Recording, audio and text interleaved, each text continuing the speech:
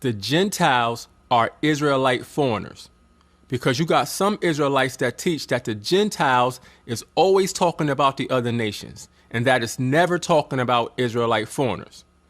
So what I want to do is go through a little history and of course the scriptures and prove that the Gentiles that were grafted in was indeed talking about Israelite foreigners and not the other nations. Now there's two things you have to understand to see this clearly. The first thing is this: you must understand that there are two sets of Gentiles. All right? You have the other nations that are not Israelites.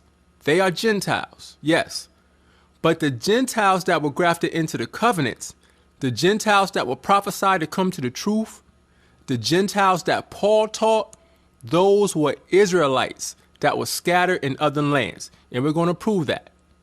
The second thing you need to know is the history behind the Israelites being scattered into these different lands. Here's a short, quick version of what happened. Now be patient, because all this is necessary to understand who the Gentiles are. All right, here we go. When King David was ruling, he ruled over the entire nation of Israel, all 12 tribes. When King Solomon came into power, Solomon went off into sin. As a result, the Most High split the kingdom of Israel into two separate kingdoms. You got to understand that. You had the southern kingdom, which is referred to as the house of Judah in the Bible, which consists of Judah, Benjamin, and Levi. And you had the northern kingdom, which is referred to as the house of Israel in the Bible, which consists of Ephraim, Manasseh, Simeon, Gad, all the way down to Issachar. Now, after the split, these two kingdoms were considered by the Most High and the people who live in them to be two totally separate kingdoms and two totally separate nations. Remember that, two totally separate kingdoms and two totally separate nations. And you could read the history of the kingdom being split in 1 Kings. Go straight to chapter 11, you can get the point. Now, after the split, the Israelites went into several captivities. You had the Assyrian captivity, the Babylonian captivity, the Persian Mede captivity, and the Greek captivity. As a result of all these different captivities, you had Israelites scattered all over the place. You had Israelites living in Rome, Corinth, Galatia, Ephesus, Philippi, Thessalonica, which, by the way, these are all the places that Paul sent letters to, and he just happened to send letters to these places where Israelites were scattered, but he was sending them to the other nations. Come on, y'all. Think about that. But anyway, you had Israelites even down in Egypt. Basically, Israelites was everywhere outside of Jerusalem. So here's the point. In the land of Jerusalem, during the time of Christ, you mainly only had the house of Judah, which consists of Judah, Benjamin, and Levi. Now, there were small remnants of some of the other tribes, but mainly and predominantly, you had Judah, Benjamin, and Levi. This history is crucial for you to know as an Israelite, because if you don't know this, you read the New Testament thinking that all 12 tribes are at full capacity in the land with Christ, and that's not how it was. And you got to know that to understand who the Gentiles really are. Now, very quickly, before we go to the scriptures, I just want to deal with this word Gentile. What does the word Gentile actually mean? Now, most people use the Strong's Concordance for their biblical definitions, so let's go there. Gentile is number 1471 in the Strong's Concordance. It's the Hebrew word goy. And the definition they give you is a foreign nation, hence a Gentile. So basically, a foreigner. Now, there's a great website called etymonline.com that gives you the etymology or the origin of words. I have it up on the screen. Let's go there and see what the origin of the word Gentile is. Here it is. The word Gentile comes from the Latin word gentilis, and the first definition is foreign. So that should be clear. The word Gentile simply means foreigner. In other words, a stranger. Now, why can I say it means stranger? Let's deal with the etymology of words. The word strange comes from the Latin word extraneous, which means foreigner. So Gentile, foreigner, and stranger is all the same word with the same meaning. Now, after getting that understanding, you cannot honestly say that the word Gentile in the Bible is always referring to the other nations. If you still say that after what we just went through, you're just not being honest. A foreigner or a stranger, which is what Gentile means, could be anybody. Gentile, foreigner, stranger, all the same word, which leads us to the first scripture. All right? 1 Peter 1:1. And it reads, Peter, an apostle of Jesus Christ, Yahushua, to the strangers scattered throughout Pontus, Galatia, Cappadocia, Asia, and Bithynia. Now, based on the understanding of words that we got earlier, we know that the word stranger is the same as the word foreigner or Gentile. Why? Because the word stranger comes from the Latin word extraneous, which means foreigner. And foreigner is the definition of the word Gentile when you go to the origin of the word. So 1 Peter 1:1 could have read, Peter, an apostle of Yahushua, to the Gentiles scattered throughout Pontus, Galatia, Cappadocia, Asia, and Bithynia. Now, if you say the word Gentile could not have been there, then you missed the whole introduction, because we already proved that the word Gentile is the same as the word foreigner or stranger. So who were these strangers that were scattered that Peter was writing to? Well, James tells us exactly who they were because he wrote a letter to them and he identified who they are. Let's get it. James 1:1. James, a servant of the Most High and of the Lord Yahushua, to the 12 tribes which are scattered abroad, greeting. Now, these are the same people that Peter wrote to, but Peter called them strangers, which is a foreigner or a Gentile, but James called them the 12 tribes. Now, I know we can't stop there. That's too easy, but I just wanted to make that point. I mean, that's simple within itself. All right, now I want to go to 1 Peter chapter 2, verse 5. Now, remember, this letter is being addressed to the strangers that are scattered abroad. Verse 5 says, Ye also, as lively stones, are built up with a spiritual house and holy priesthood to offer up spiritual sacrifices, acceptable to the Most High by Yahushua. Now I have a question.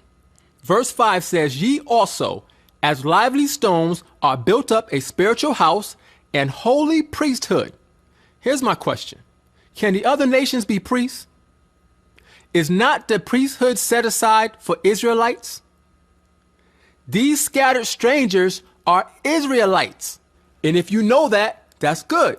But if you think that these scattered strangers are different people from the Gentiles that Paul went to teach, you're mistaken. And we're going to prove that these scattered strangers that Peter is writing to are the same Gentiles that Paul went to teach. 1 Peter chapter 2, verse 7. Now remember, Peter is writing to the strangers that scattered abroad. Verse 7. Unto you therefore which believe, he is precious. But unto them which be disobedient, the stone which the builders disallowed, the same is made the head of the corner, and a stone of stumbling, and a rock of offense, even to them which stumble at the word, being disobedient, whereunto also they were appointed. All right, now we got to point a few things out. Verse 7 says, But unto them which be disobedient, the stone which the builders disallowed, the same is made the head of the corner. Now these builders that disallowed the stone is talking about the chief priests and the Pharisees. Now let's go prove that, because see, understanding all this is the key to understanding who the Gentiles are and how the Most High constructed all this for the purpose of bringing the Gentiles in, which are Israelite foreigners. Let's prove that. Matthew 21, 42 through 45. Verse 42. Yahushua saith unto them, Did ye never read in the scriptures, the stone which the builders rejected, the same is become the head of the corner? This is the Lord's doing, and it is marvelous in our eyes. Therefore say I unto you, the kingdom of the Most High shall be taken from you, and given to a nation bringing forth the fruits thereof. And whosoever shall fall on this stone shall be broken, but on whomsoever it shall fall, it will grind him to powder. And when the chief priests and Pharisees had heard his parables, they perceived that he spake of them. So we see that the builders that rejected the stone was the chief priests and the Pharisees, basically the Jews or the house of Judah, Judah, Benjamin, Levi. So when Christ said that the kingdom of the Most High is going to be taken from you and given to another nation, he was talking to the house of Judah. They were the ones that disallowed the stone. They were the ones that rejected him. So this is Christ prophesying against the Jews or the house of Judah, letting them know that they were going to fall and that the Gentiles were going to come in. But what Gentiles? The other nations or the scattered Israelites? Let's go back to 1 Peter chapter 2, verse 8 and bring out a little more. Verse 8. And a stone of stumbling and a rock of offense, even to them which stumble at the word, being disobedient, whereunto also they were appointed. So Peter is telling these scattered strangers that the chief priests and the Pharisees, the Jews, he's telling them that the house of Judah stumbled at the word. But he also says, whereunto also they were appointed. What is he saying? In other words, it was set up by the Most High for them to go off. Why? Let's go to the scripture and see. Why was it set up for the house of Judah to go off? Romans 11, verse 25. For I would not, brethren, that ye should be ignorant of this mystery, lest ye should be wise in your own conceits, that blindness in part is happened to Israel until the fullness of the Gentiles be come in. So the house of Judah had to go off to make room for the scattered Israelite foreigners, the Gentiles. These Gentiles here in verse 25 that were grafted in are the same people that Peter was writing to, and the same people that Christ referred to in Matthew 21, verse 43. These were the Israelites that were scattered. This is not talking about the other nations. All right, let's go back to 1 Peter chapter 2 and pick it up at verse 10. He says, which in time past were not a people, but are now the people of the Most High, which had not obtained mercy, but now have obtained mercy. So Peter tells these strangers that in the past they were not a people, but now they are the people of the Most High. Now let's go to the precept to this verse and see if this is talking about the other nations or Israelites. Hosea chapter 1, verse 10. Yet the number of the children of Israel shall be as the sand of the sea, which cannot be measured nor numbered. And it shall come to pass that in the place where it was said unto them, ye are not my people, there it shall be said unto them, ye are the sons of the living God. Now we know without a shadow of a doubt that this is talking about the children of Israel, Israelites. Now, were these Israelites ever called Gentiles? Because remember, you got some of Israel teaching that the Israelites were never called Gentiles. Let's see if these Israelites that were not a people that became a people were called Gentiles or not.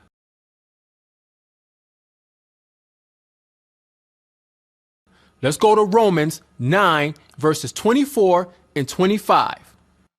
Verse 24. Even us, whom he hath called, not of the Jews only, but also of the Gentiles. So Paul is saying the Most High didn't only call the Jews, he called the Gentiles too. So let's see who these Gentiles are that the Most High called. Verse 25. As he saith also in OC, I will call them my people, which were not my people, and her beloved, which was not my beloved. Verse 26. And it shall come to pass that in the place where it was said unto them, Ye are not my people, there shall they be called the children of the living God. Now we just read this in Hosea 1 and 10. But Paul calls them Gentiles in Romans 9, verse 24, but he's referring to Hosea 1 and 10, where they were identified as being the children of Israel. So Israelites were being called Gentiles. Paul called them Gentiles, which also proves that the Gentiles that Paul went to teach were these same Israelite foreigners from Hosea 1 and 10. Hosea 1 and 10 and Romans 9 and 26 is the same exact quote and the same exact people. So if there were Israelites in Hosea 1 and 10, then there's still Israelites in Romans 9 and 26. Paul called them Gentiles in verse 24 because the scattered Israelites were being called Gentiles. You can't get around that.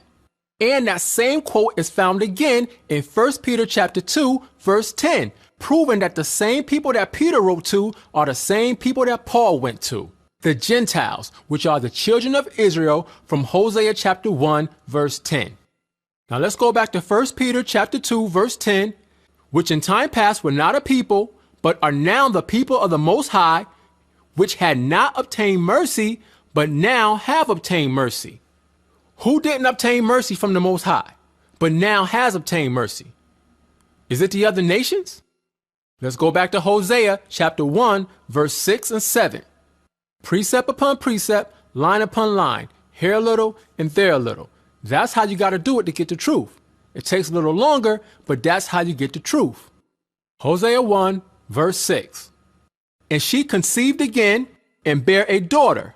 And the Most High said unto him, Call her name Laruhamah, for I will no more have mercy upon the house of Israel, but I will utterly take them away. But I will have mercy upon the house of Judah. So the Most High had mercy on the house of Judah, but he didn't have mercy on the house of Israel. However, he promised that eventually he would have mercy on the house of Israel. Let's get that in Hosea 2, verse 23. And I will sow her unto me in the earth, and I will have mercy upon her that had not obtained mercy. And I will say to them which were not my people, Thou art my people, and they shall say, Thou art my power. So you see here that it was the house of Israel that didn't obtain mercy, but the Most High promised that he would give it to them. So how did he do it? Let's go to it and read it. Matthew 15, verse 24. But he answered and said, I am not sent but unto the lost sheep of the house of Israel. That's beautiful. It was through Christ, Yahweh Shai, that the house of Israel obtained the mercy that the Most High promised them in the book of Hosea. Now, when you read Hosea 1 and 10, you see that they were not the Most High's people, but they became the Most High's people. These people represent the fullness of the Gentiles coming in. They were Gentiles in the sense that they weren't keeping the customs anymore. Most of them had fell into idolatry and they didn't live in Jerusalem. This is why Peter called them scattered strangers. They were foreigners, Gentiles, but they were prophesied to come back into the fold. Once again, let's look at Romans 11:25. For I would not, brethren, that ye should be ignorant of this mystery, lest ye should be wise in your own conceits, that blindness in part is happened to Israel, here's the part, until the fullness of the Gentiles be come in. So you have to remember the history. The northern kingdom, which is the house of Israel, was put away by the Most High. That's in Jeremiah 3 and 8. Let's get that. Jeremiah 3 and 8. And I saw when for all the causes whereby backsliding Israel committed adultery, I have put her away and given her a bill of divorce. Yet her treacherous sister Judah fared not, but went and played the harlot also. But remember, he had mercy on Judah. We looked at that. But he didn't have mercy on Israel. He put them away. The Most High disowned the northern kingdom. He rejected them. They became strangers to the covenants. That's in Ephesians 2, 11 through 14. Ephesians 2, verse 11.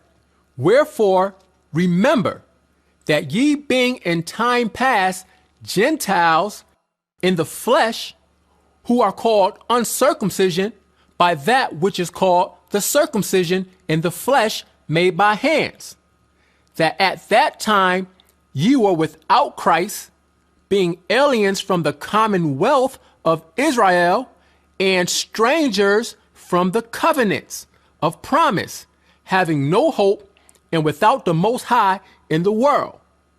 But now in Yahushua, ye who sometimes were far off are made nigh by the blood of Christ. For he is our peace, who have made both one and have broken down the middle wall of partition between us. So why did he have to break down the middle wall of partition between us? Because the southern kingdom, the house of Judah, was looking at the northern kingdom, the house of Israel, as a totally separate people and a totally separate nation. They were looking at them as Gentiles.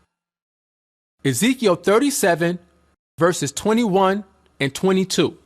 And say unto them, Thus saith the Lord power, Behold, I will take the children of Israel from among the heathen, whither they be gone, and will gather them on every side and bring them into their own land. Listen to this, verse 22. And I will make them one nation in the land upon the mountains of Israel, and one king shall be king to them all, and they shall be no more two nations, neither shall they be divided into two kingdoms anymore at all. See, this is the point that has to be understood. After the split, they were two separate kingdoms and two separate nations. And that's why Ephesians 2:14 says, He is our peace, who have made both one and have broken down the middle wall of partition between us, because they had become separate in two, but he came to make them one again. Now let's go back to Matthew 21, verse 43, and see how the prophecy that Christ spoke fits in and wrap all this up. Verse 43, Therefore say I unto you, the kingdom of the Most High shall be taken from you and given to a nation, bringing forth the fruits thereof. Now this nation that was going to receive the kingdom was the house of Israel, the northern kingdom, those that the Most High put away, the Gentiles, those that were scattered, the strangers, the people that Peter was writing to. It's all the same people. It was a plan. It was the mystery that Paul spoke of in Ephesians. Those Gentiles were Israelite foreigners. All right, now that we established that this nation that Christ spoke about were Israelites, let's read that prophecy one last time. Matthew 21, verse 43. Therefore say I unto you, the kingdom of the Most High shall be taken from you and given to a nation, bringing forth the fruits thereof. Now the reason I wanted to read that again is because I want to show you when this prophecy was fulfilled. Let's go to the book of Acts, chapter 13, verse 46. Then Paul and Barnabas waxed bold and said, It was necessary that the word of the Most High should first have been spoken to you. But seeing ye put it from you, and judge yourselves unworthy of everlasting life, lo, we turn to the Gentiles. Now we already established that when Christ made this prophecy in Matthew 21, he was talking about the house of Israel. So when Paul said this, who do you think he was talking about? He was talking about the same people Christ was talking about, the house of Israel, the strangers, the Israelite foreigners, which are the Gentiles. Look at it again. He said, lo, we turn to the Gentiles. This is the same prophecy that Christ spoke. So when you see Paul going to the Gentiles in the scriptures, it's not talking about the other nations. Those Gentiles that Paul went to were Israelite foreigners who were being called Gentiles. The Most High is not the author of confusion. Christ was talking about the house of Israel, and so was Paul. All right, I just want to go back to 1 Peter chapter 2 one last time to put the nail in the coffin. 1 Peter chapter 2, verse 25. For ye were as sheep going astray, but are now returned unto the shepherd and bishop of your souls. Notice he said, for ye were as sheep going astray, meaning you were originally a part of the fold, but you went away. That's why Christ said this in John 10 and 16. And other sheep I have, which are not of this fold. Them also I must bring, and they shall hear my voice, and there shall be one fold and one shepherd. That's not talking about the other nations. That's talking about the scattered Israelites. Remember, we read the same thing in Ezekiel 37, verse 22. I'll put them up together so you can see it. One says one shepherd, one fold. The other one says one king, one nation. It's the same thing. All right, I'm going to close out on this last scripture. Ephesians 2, 16 through 19. Verse 16. And that he might reconcile both unto the Most High in one body by the cross, having slain the enmity thereby, and came and preached peace to you which were afar off, and to them that were nigh. In other words, to the house of Judah that was nigh, and to the scattered Israelites, mainly of the house of Israel. Verse 18. For through him we both have access by one Spirit unto the Father. Now, therefore, ye are no more strangers. Remember, Peter was writing to the scattered strangers. Now, therefore, ye are no more strangers and foreigners, which is the same thing as saying Gentiles. Remember, Gentile, stranger, foreigner, it's all the same word. Now, therefore, ye are no more strangers and foreigners, but fellow citizens with the saints and of the household of the Most High. So the Gentiles that were grafted into the covenants, they were Israelite foreigners. It can't be any clearer than that. So with that, I say shalom.